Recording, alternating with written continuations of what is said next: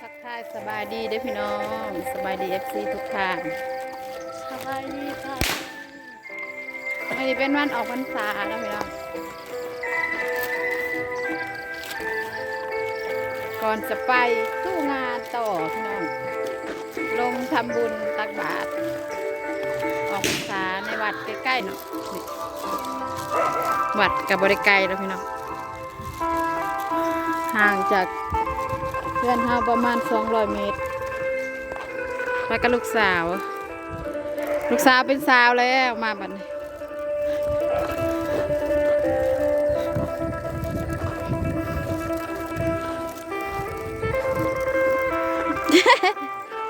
หนาไข่ปูรู้อยู่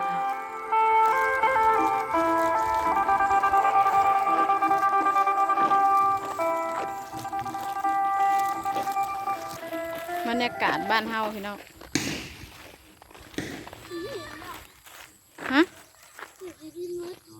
ของเจ้าเหี่ยวะ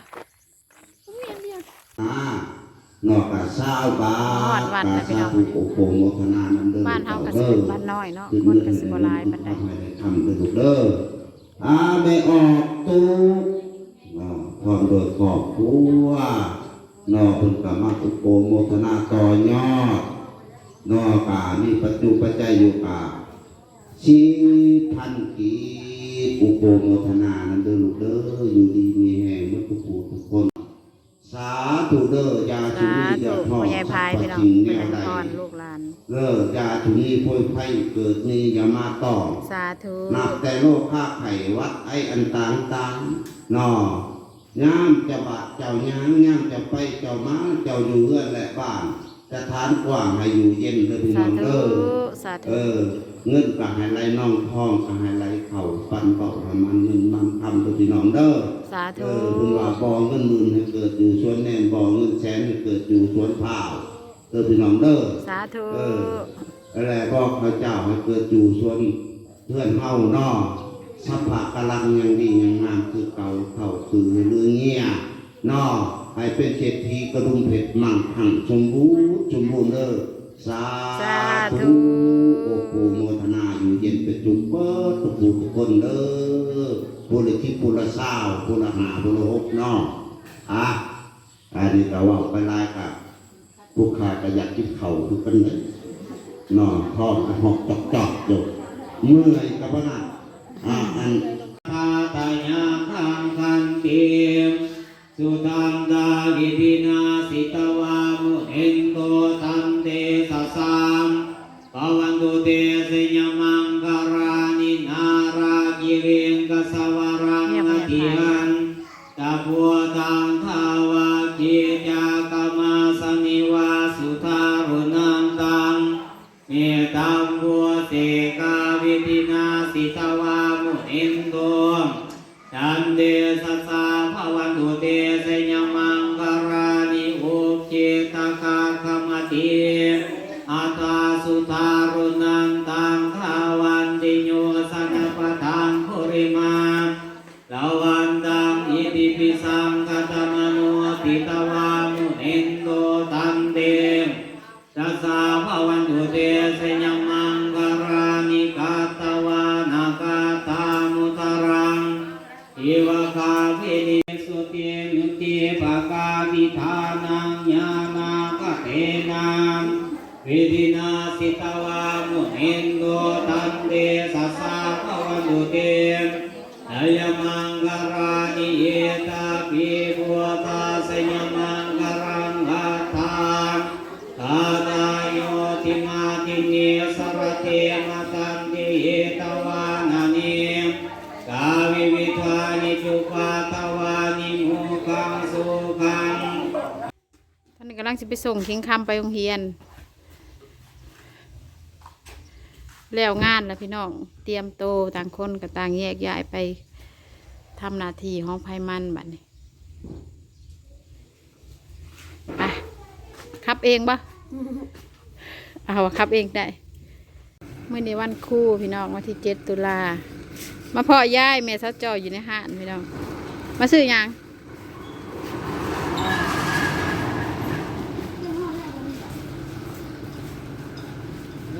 มีแต่แผบ ขวัญวันครู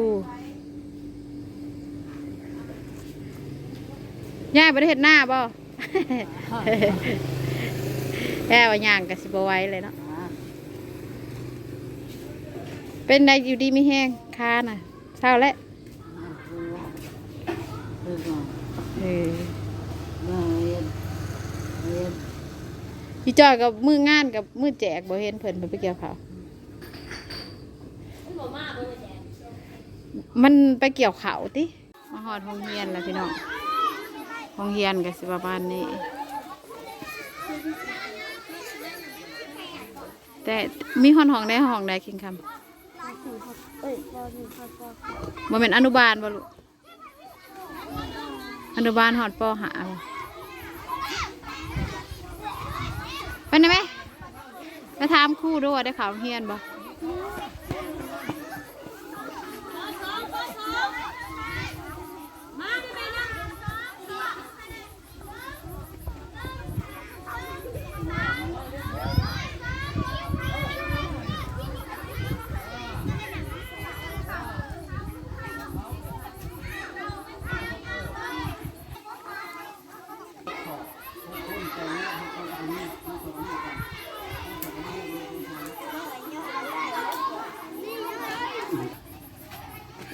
ยืนหาได้อย่าพะมอก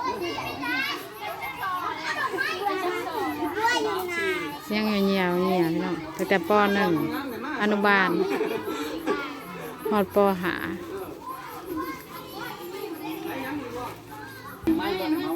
ที่การเหมาะพี่น้อง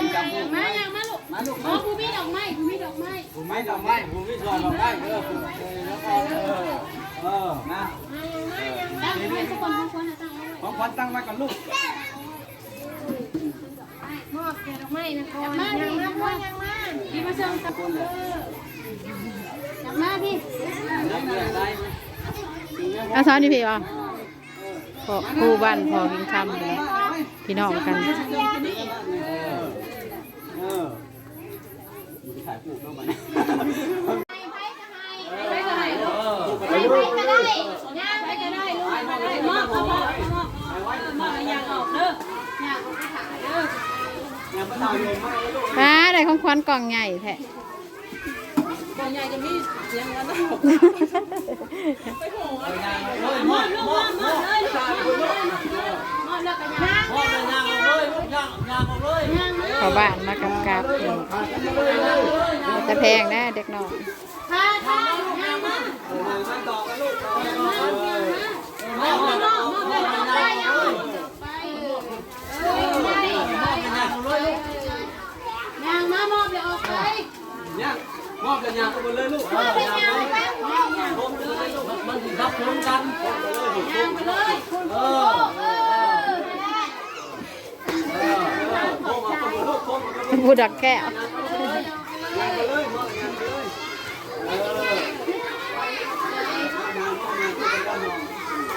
มอบย่างเอาไปถ่ายย่างเนี้ยแถวกันลูกย่างเนี้ยแถวกัน ย่างเงี้ยแถวไปเลยลูก ไป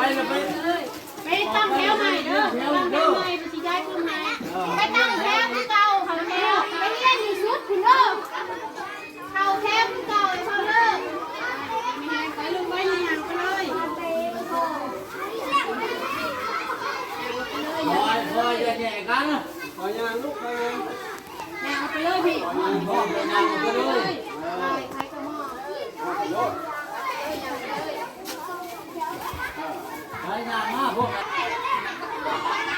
เฮียน แถวต่อปุ้งเด้อย่างไปแล้วก็เรียนแถว เดินแถว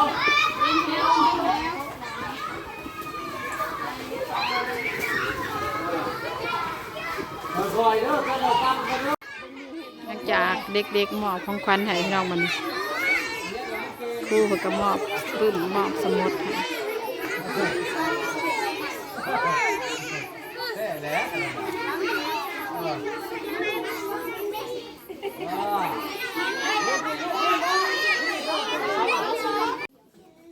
้หลังจากนี่ไปเมื่ออื่นแม่มาที่7 ตุลาแต่ว่าเขาจับขับเมื่ออื่นเด้อเลยนะผักแต่เมื่ออื่นเมื่อต่อไปแม่มากคือ ถือวันหยัง โอ้ยถึงวันถิด วันจันทร์กับวันพุธเนาะมาเป็นเอาผักสดเชยเนาะพอดีแล้ววันพุธแม่นมามีโคเทียนคือเนาะ มื้อนี้ก็พักมื้อนี้ก็พัก เอาจะพูดได้ยังตื่นมอเอา เต่านี่แหละเพื่อนแม่มันสิได้ยินบอกคือไร เอาฉันต่อใจกันไปกันนี้นะเนาะเอาเพื่อนชาติเนาะ ตาพี่น้องแจกหน่วยนัวปั้นหมดแต่ออกจากห้างเลยตาเมื่อบัดเลย